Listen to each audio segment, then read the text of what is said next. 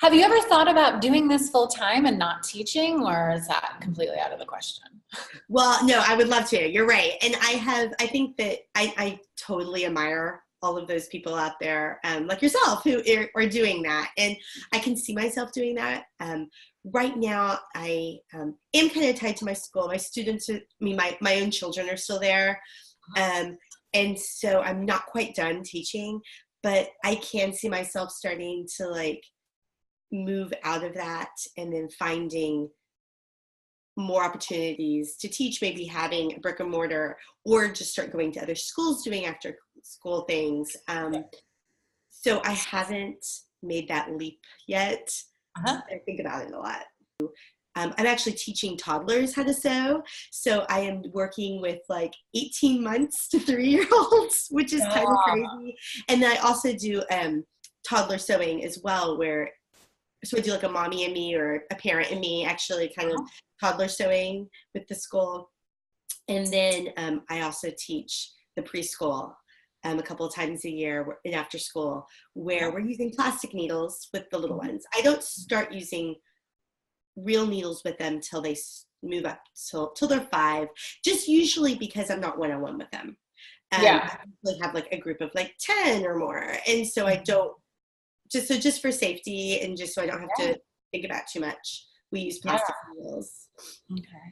All right. I need to know a little bit about this toddler class. So the toddler class is with the parent, or yes, I'm assuming. Okay. So what? So when it's like the younger ones, like I think it's like probably the youngest we've had is like right after a year to like, and the class is open from like, I think we say like 15 months to 3 years or something like that. I use plastic needles.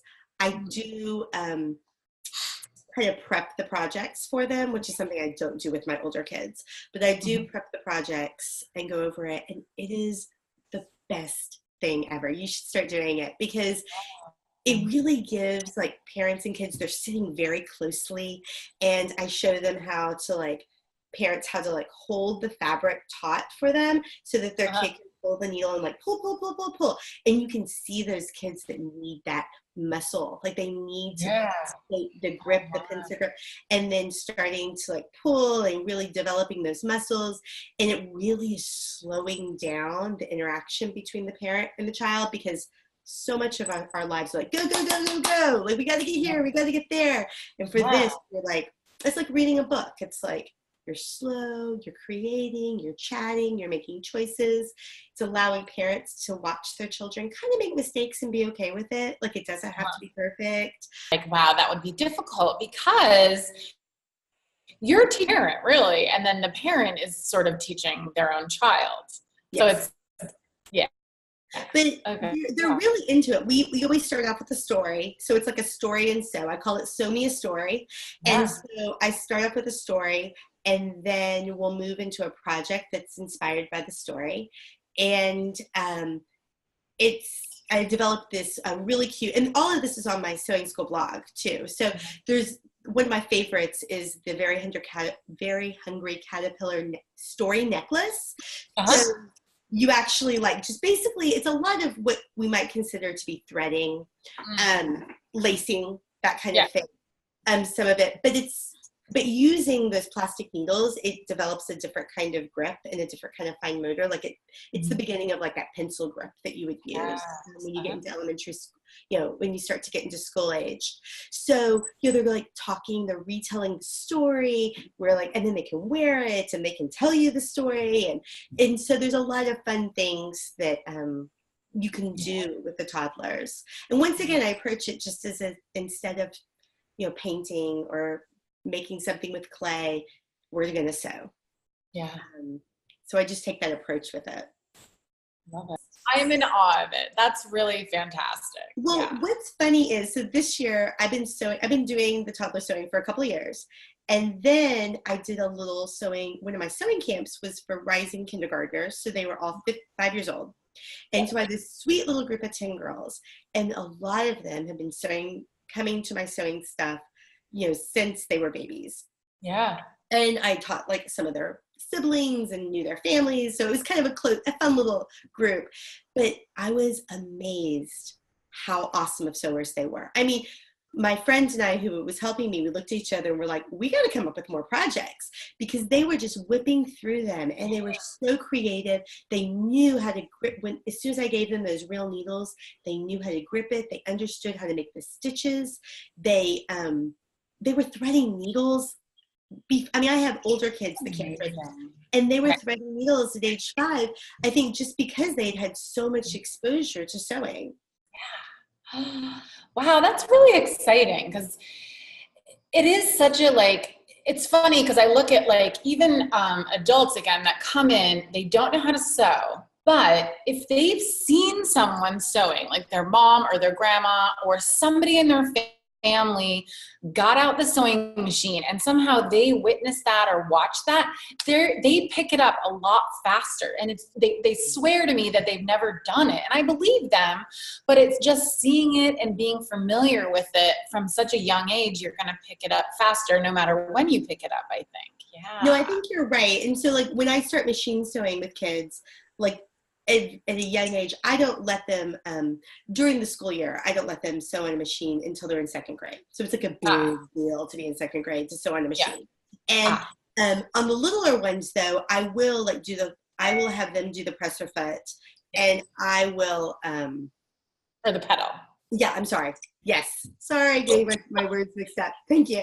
I will let them do the pedal and I will guide. And as I'm sewing with them, I'm talking to them the whole time. Like, where am I putting my hands? How am I turning a corner? Like, all of that kind of stuff. So usually those that have been paying attention, by the time they get to 2nd grade and we've switched and now I'm sitting next to them and maybe watching them their first couple of times, like, they totally know what to do. And so I think you're right. There is something of just being mindful of it and understanding, like, how things work. I think it's also kids that understand how things are put together really well. Like, they've been doing a lot of Legos or other things like that. If they're makers in general, like, this is especially true with boys. Makers in general are like natural sewers. It's just and boys especially will just see it as another way to, like, make something.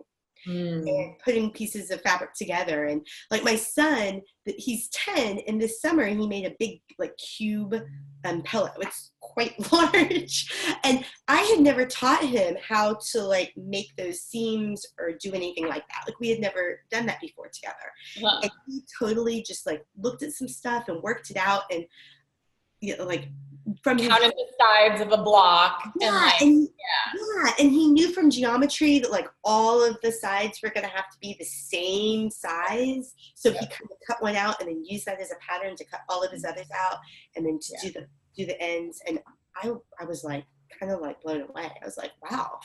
But I think it's, like, all of that stuff that he's learned from math and sewing and design and building all just kind of came together. Yeah. Wow. So something I would ask you about, because this is something that, as I see stuff on Instagram and Pinterest and things like that, which I'm so excited that so many people are sewing with kids, but I see a lot of people, it's almost like cookie cutter projects, right? So it's like they're showing their projects, like, everybody's project looks exactly. I can name the accounts right now. Right? I could name the accounts right now. It's literally like, that's something. I don't want to be like this, like, waving my flag, but I feel like there's this piece that's being missed by not allowing kids to, like, trace patterns or cut out their own and kind of be okay with that wonkiness. I think that is so huge for me. Like, I look at it and it's, you know, a lot of times, like, it's an emoji pillow and then they all look exactly the same. So you know that teacher is cutting out everybody's exactly the same with the same fabric. They're not even allowed to choose anything. And I think that's such a disservice in design. You know, so much of what we're teaching them is how to design something. And any design is great. I'm never going to, like, critique some kid's design, but looking at it and going, look at this kind of blue calico and how it goes with the red, white, and blue stripe, or whatever it is, whatever they see. And you're like, that's awesome. They're seeing something that they like and putting those together. And Oh my gosh, it's like sometimes when I post pictures of like the whole class and all their projects, and they're crazy. These projects are crazy looking.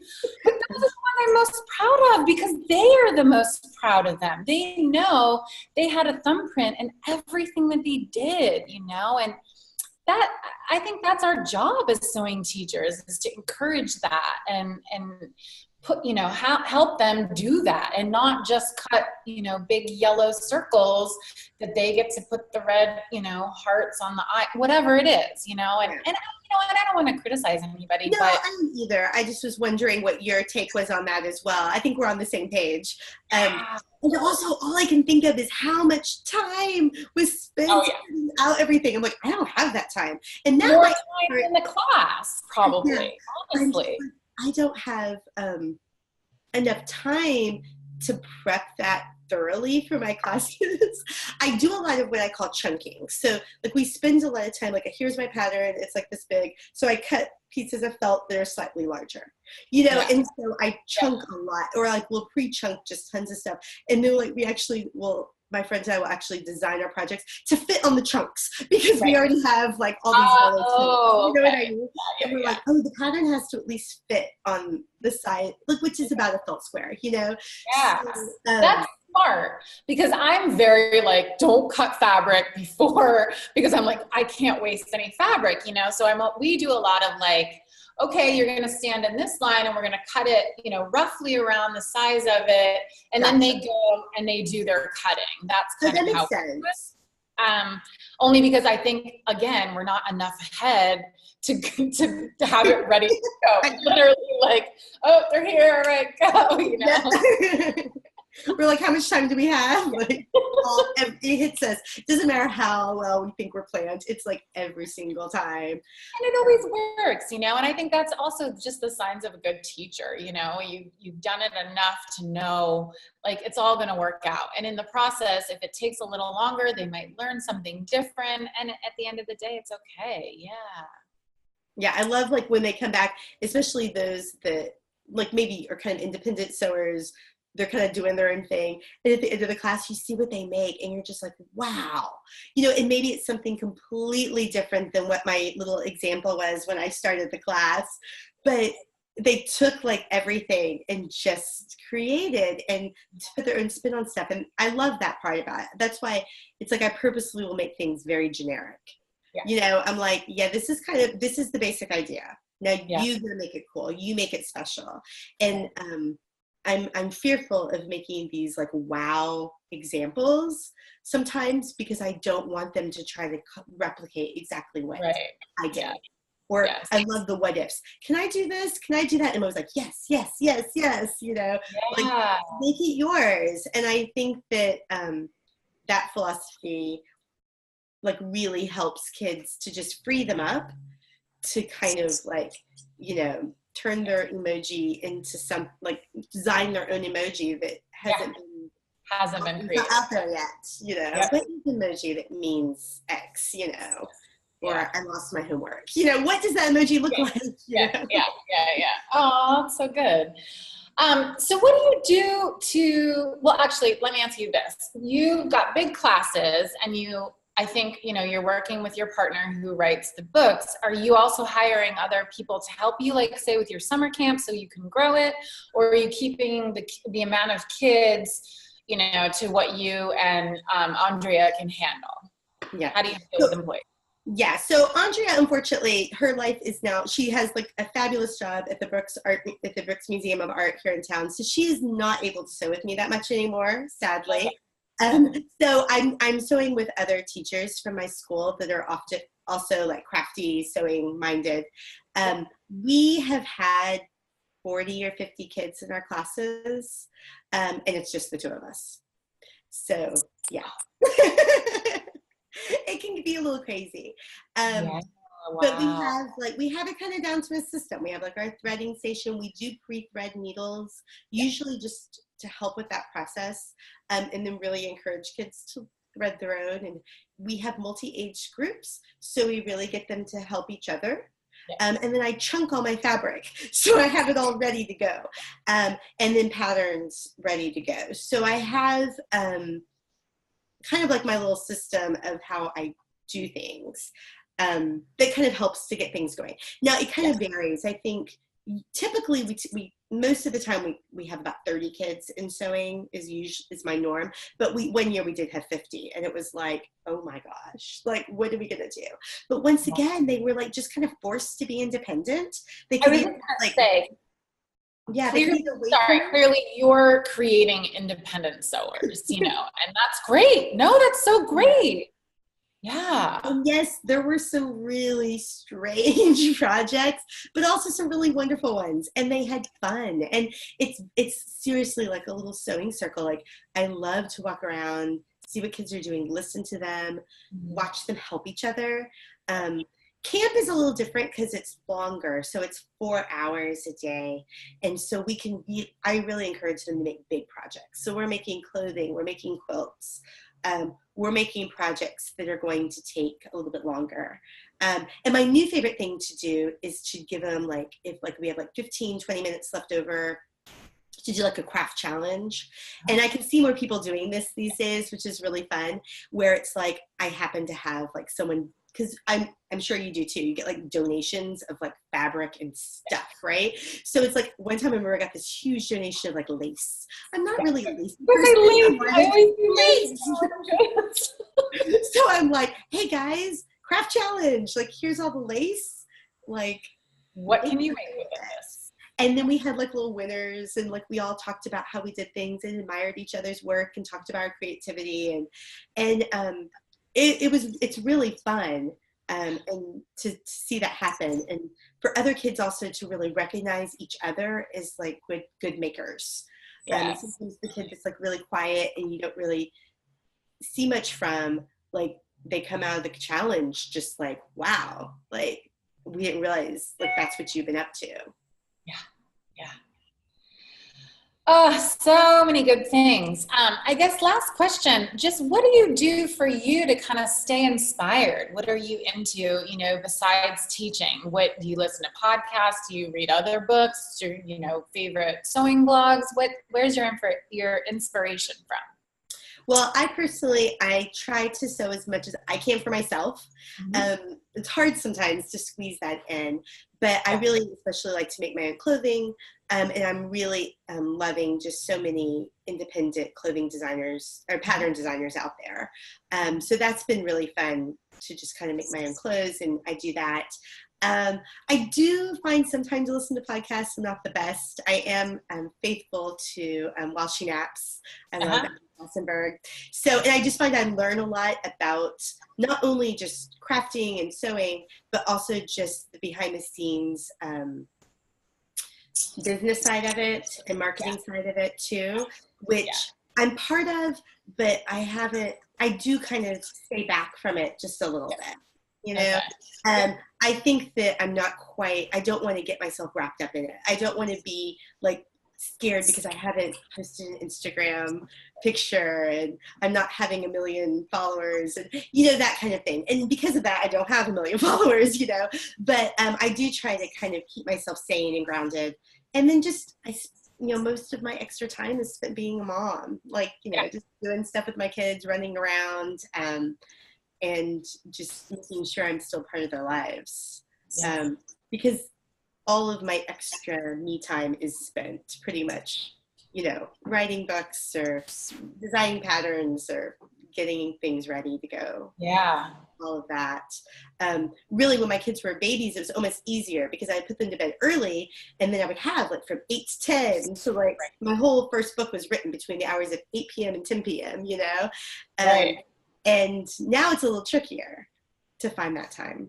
I love that I can meet people that it was like, wow, she's been doing this for the last 15 years. Like basically our lives are sort of like parallel, you know, like doing this business, and we never really knew about each other. I guess I knew about your book, but I love hearing that it's so authentic. It's so real. This is like you teaching sewing, and then you wrote this book about it. And I'm so happy that you let me interview you today. Sorry, what were you going to say? No, I was going to say thank you. And it's so funny because, you know, when we were probably both kind of starting to do things with sewing with others, there wasn't a lot of stuff out there. like I couldn't find patterns. I couldn't find people. I couldn't find blogs. I couldn't find anything.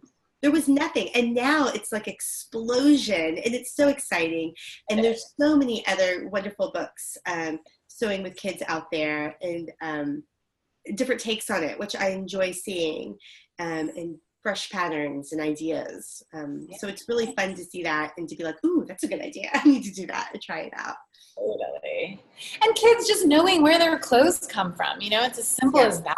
Like, when you see a kid realize that, they're like, wait, I'm wearing all things that somebody sewed, and having that realization. And you're right. It's great to teach them how to do that. Well, thank you so much, Megan. Thank you.